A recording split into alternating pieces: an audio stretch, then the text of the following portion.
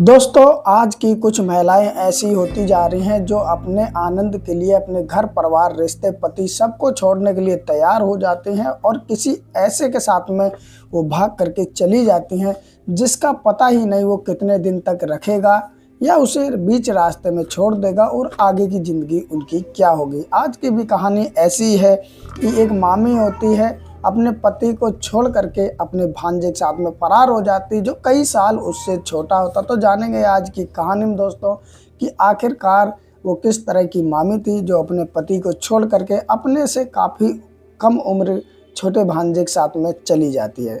नमस्कार दोस्तों, मेरा नाम अजय। तो चलते आज की कहानी की तरफ। वीडियो शुरू करूं उससे पहले चैनल सब्सक्राइब कर लें और वीडियो को लाइक भी कर दें जिससे मेरा भी हौसला बढ़ता रहे। दोस्तों, जो आज की कहानी है ये बोहचा थाना लगता है एक जगह, उसी के अंतर्गत एक गांव लगता है। उसमें एक पति पत्नी रहते हैं और एक 13 साल का बेटा भी रहता है। दोस्तों, इनकी शादी आज से लगभग 20 साल पहले हुई थी और धीरे धीरे करके इनका जीवन बढ़िया चल रहा था। जो पति था उसका नाम नवल किशोर था और जो उसकी पत्नी थी उसका नाम खुशबू था।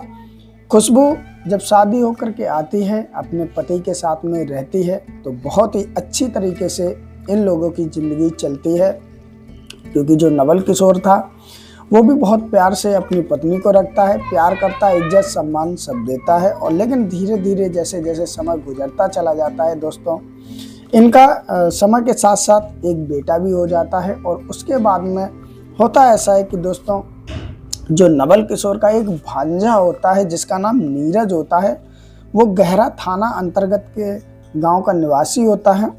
और दोस्तों, वो आता है जब अपनी मामी को देखता है तो कहीं ना कहीं अपनी मामी की खूबसूरती पर फिदा सा होने लगता है। यानी कि मामी थी तो उम्र में काफ़ी बड़ी, और लेकिन नीरज जो था खुशबू से 10 साल छोटा था।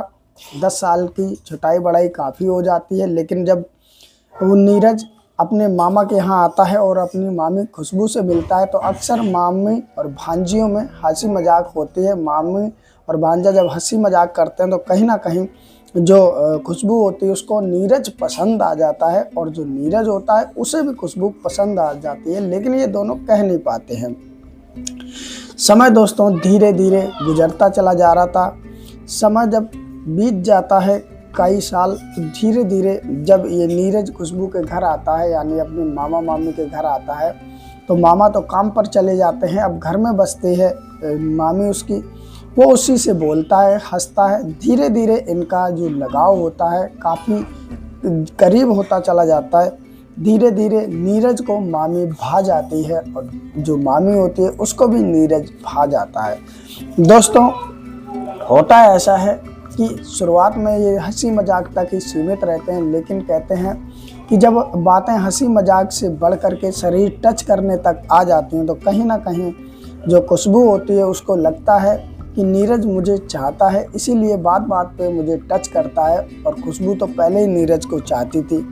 होता ऐसा है कि धीरे धीरे ये एक दूसरे को मजाक करते करते कस करके पकड़ लेते हैं, और पकड़ने के बाद में नीरज से खुशबू कहती है, तुम मुझे टच करते हो, मैं सब तुम्हें समझती हूँ, आखिरकार तुम मुझे क्यों टच करते हो। नीरज जो होता है वो भी कहता है कि मामी तुम बहुत खूबसूरत हो, तुम मुझे मिलनी चाहिए थी, मामा को कैसे मिल गई। इस तरह की वो बातें करता है और दरअसल वो मजाक नहीं होता है, वो रियलिटी बता रहा होता है जो उसके दिल में चल रही होती है। होता ऐसा है दोस्तों कि धीरे धीरे और समय बीतता है। अब जो नीरज होता है ऐसा ही करता है कि वो कुछ ही दिन बाद फिर से मामा मामी के घर आ जाता था और फिर चला जाता था। 2-4 दिन रुकने के बाद में फिर आ जाता था। और दोस्तों, होता था ये कि खुशबू की प्रेम कहानी अब नीरज से चलने लगती है। ये दोनों आपस में इजहार कर लेते हैं और इजहार करने के बाद में फिर दोस्तों होता ऐसा है कि ये दोनों फ़ोन पर बातें करने लगते हैं घंटों घंटों के हिसाब से। और इसी बीच लगभग इनका 12-13 साल का एक बेटा होता है खुशबू का। वो ये सब देखता है और देखता रहता है। 12-13 साल का जो बेटा होता है इतना तो समझदार हो ही जाता है कि आखिरकार ये सब चल क्या रहा है। अब दोस्तों, होता ऐसा है कि जो खुशबू का पति होता है नवल किशोर, वो जब काम पे चला जाता है तो नीरज आ जाता है। और आने के बाद में दोस्तों अब एक समय ऐसा आता है कि खुशबू और नीरज के बीच में वो संबंध बन जाते हैं जो कि एक पति पत्नी के बीच में होते हैं। नीरज जब खुशबू के साथ में संबंध बनाता है तो कहीं ना कहीं खुशबू को वो आनंद आता है जो शायद उसका पति अब नहीं दे पा रहा था, क्योंकि पति की उम्र ज़्यादा थी और नीरज अभी जवान था और खुशबू से 10 साल छोटा था। तो खुशबू को हर वो आनंद मिल रहा था जो उसे चाहिए था।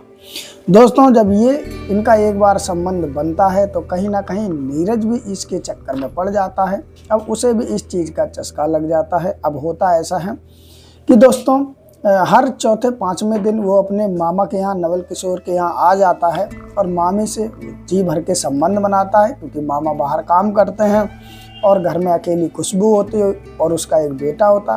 बेटा किसी बहाने ये बाहर भेज देते, कभी बाहर बिठा देते। दोस्तों, उस बेटे को भी पता चल चुका था कि आखिरकार मेरी माँ और जो ये नीरज आता है उसका क्या चल रहा है। तो उसका बेटा भी एतराज़ करता है, अपनी माँ से कहता है कि इनको मत नीरज को बार बार घर पे बुलाया करो, नहीं मैं पापा से कह दूंगा। लेकिन दोस्तों, खुशबू को वो मज़ा आ रहा था नीरज में जो शायद उसके नवल किशोर में आया ही ना हो, पति में आया ही ना हो। दोस्तों, ये कहानी धीरे धीरे चलने लगती है। अब ये कहानी साल के हिसाब से चलने लगती है। धीरे धीरे 1 साल गुजर जाता है। नीरज आता है और खुशबू के साथ में संबंध बनाता। दोस्तों, एक बार जो खुशबू का बेटा होता है उसे नीरज ज़बरदस्ती बाहर निकाल देता है घर के, और उसके बाद में वो खुशबू के साथ संबंध बनाता है। दोस्तों, जब नवल किशोर घर पे आता है तो उसका बेटा रो करके सारी कहानी बताता है कि ये जो नीरज आता है इसके माँ के साथ में कुछ गलत चक्कर है और ये हमें बाहर निकाल देते हैं। उसके बाद में कई कई घंटों के लिए अंदर रहते हैं कुंडी लगाकर। अब दोस्तों, जो नवल किशोर होता है वो खुशबू को समझाता है, देखो ये सब ठीक नहीं है, वो तुम्हारा भांजा लगता है और तुम उसी साथ में ये सब कुछ कर रहे हो।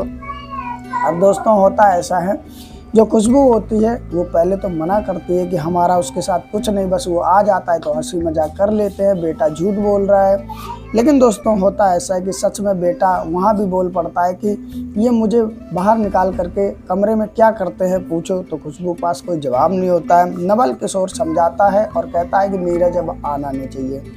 लेकिन दोस्तों, कहते हैं जिसे इस चीज़ का चस्का ही लग चुका हो, आखिरकार वो कैसे मानेगा। अब होता ऐसा है कि खुशबू जो होती है फ़ोन करके सारा कुछ नीरज को बताती है। तो नीरज कहता है कि मैं तुम्हें नहीं छोड़ूंगा चाहे कुछ भी करना पड़े, और नीरज फिर भी आता जाता रहता है। अब दोस्तों, कहानी ये बन जाती है कि एक दिन जो नवल किशोर होता है इन दोनों को रंगे हाथ पकड़ लेता है, और पकड़ने के बाद में नीरज को भी काफ़ी भला बुरा कहता है और इधर खुशबू को भी काफ़ी भला बुरा कहता है। अब ये दोनों होते हैं, खुशबू और नीरज, ये उल्टा नवल किशोर को धमकाने लगते हैं कि अगर तुम हमें रोक टोक करोगे तो हम तुम्हारे साथ अच्छा नहीं करेंगे, बहुत गलत करेंगे। अब दोस्तों, नीरज तो चला जाता है इतना कह करके, लेकिन जब खुशबू घर पर होती है तो कहीं ना कहीं जो खुशबू को नव किशोर होता काफ़ी चिल्लाता है, धमकाता है।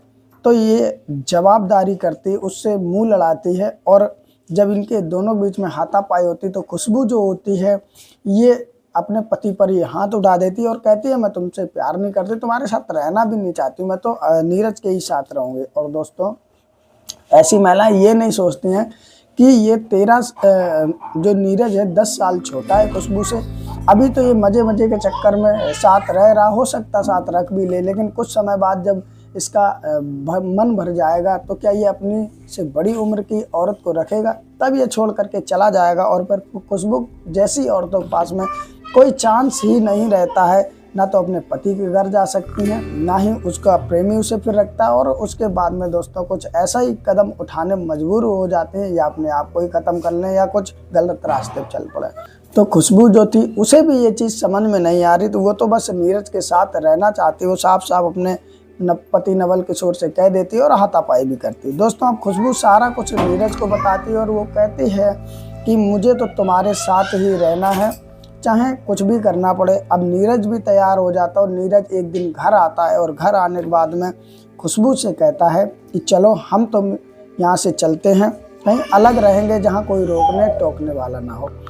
अब दोस्तों, खुशबू जो होती है वो एक बैग लेती है, उसमें अपने कपड़े रखती है और पैसे जो होते हैं घर के वो सारे उठा के रख लेती है, अपने जेवर भी रख लेती है, जो ज़मीन के कागज़ होते हैं घर के वो भी सारे कुछ अपने साथ में रख लेती। और ये सारा कुछ देखता है उसका बेटा। अब जब बेटा देखता है तो वो अपने पिताजी को बता देता है किसी से फ़ोन करवा करके कि नीरज आया है और मम्मी कहीं लिबाज आ रहा है, मम्मी बैग पैक कर रहे हैं। अब नवल किशोर जो होता है वो घर आता है और घर आने के बाद में देखता है तो सच में जो खुशबू होती है उसका बैग तैयार होता है। तो नवल किशोर नीरज के साथ में कहा सुनी करता है, वो मना करता है खुशबू तुम नहीं जाओगे इसके साथ में, लेकिन खुशबू मानने को तैयार नहीं होती है। वो कहती मैं तो नीरज के साथ ही रहूँगी और आगे की ज़िंदगी काटूँगी। अब दोस्तों इन लोगों के बीच में कहा सुनी होती है, तो जो नीरज और खुशबू होते हैं ये दोनों मिल करके नवल किशोर की जम करके पिटाई कर देते। इसी बीच में नवल किशोर का एक हाथ भी टूट जाता है, फ्रैक्चर हो जाता है। और दोस्तों खुशबू और नीरज जो होते हैं वो भाग जाते हैं और साथ में खुशबू अपना वो 13 साल का बेटे को भी ज़बरदस्ती लेकर के चली जाती है और जाते जाते धमकी देती है नवल किशोर को कि तुम किसी को ये बात बताना नहीं, अगर बता दिया तो मैं अपने आप को ख़त्म कर लूँगी और उसके चक्कर में तुम फंस जाओगे। कहीं ना कहीं अब नीरज खुशबू वहाँ से भाग जाते हैं। फिर नवल किशोर जो होता है वो बोहचा थाना पहुँचता है और वहाँ पहुँचने के बाद में अपनी लिखित में शिकायत देता है, नीरज पे FIR दर्ज कराता है नीरज और खुशबू के नाम पर। और दोस्तों उसके बाद में पुलिस वाले जो होते हैं वो प्लास्टर वगैरह कराते हैं नीरज के हाथ पर, जैसा कि आप फोटो में देख सकते हो। अब दोस्तों कहीं ना कहीं जो खुशबू होती है ये तो चली जाती है और पुलिस आश्वासन देता है कि मैं बहुत जल्द ही खुशबू को तुम्हारे सामने लाके हाजिर कर दूंगा और नीरज को भी पकड़ लूँगा। तो दोस्तों आज की रही ये कहानी पर सोचने वाली ये बात है वही कि जो नीरज है जब तक तो साथ में रखेगा जब तक उसका मन नहीं भर जाएगा। एक समय ऐसा भी आता जब लोगों का मन भर जाता, उसके बाद में फिर वो छोड़ देगा खुशबू को और खुशबू फिर कहीं नहीं बचेगी, ना पति के घर की ना नीरज की। तो ऐसी महिलाओं को कब समझ में आएगी कि जो सच्चा प्रेम करने वाला होता है वो पति होता है। बेशक वो अपने पत्नी को उतना समय ना दे सके, समय भी इसलिए नहीं दे पाता है क्योंकि उसे पता होता है कि मुझे बच्चों का भविष्य देखना है, आगे उन्हें पढ़ाना है लिखाना है। लेकिन जो फालतू के लड़के होते हैं वो इन्हीं चक्कर में रहते हैं, वो दिन भर इसीलिए वो चक्कर काटेंगे, तुम्हें खिलाएंगे पिलाएंगे घुमाएंगे क्योंकि तुम उनके प्रेम जाल में फंस जाओ और उनका जो मतलब होता है वो पूरा हो जाए। और ऐसी महिलाओं को समझ में आता नहीं है। तो दोस्तों इस कहानी को लेकर जो भी आप लोगों की राय हो हमें कमेंट में ज़रूर बताना और कहानी कैसी लगी, अच्छी लगी हो तो एक लाइक भी कर देना और इस तरह की कहानी सुननी हो तो चैनल को सब्सक्राइब भी कर लेना। फिर मिलते हैं किसी और कहानी के साथ, तब तक के लिए नमस्कार और जाते जाते इस वीडियो को शेयर भी कर देना। नमस्कार।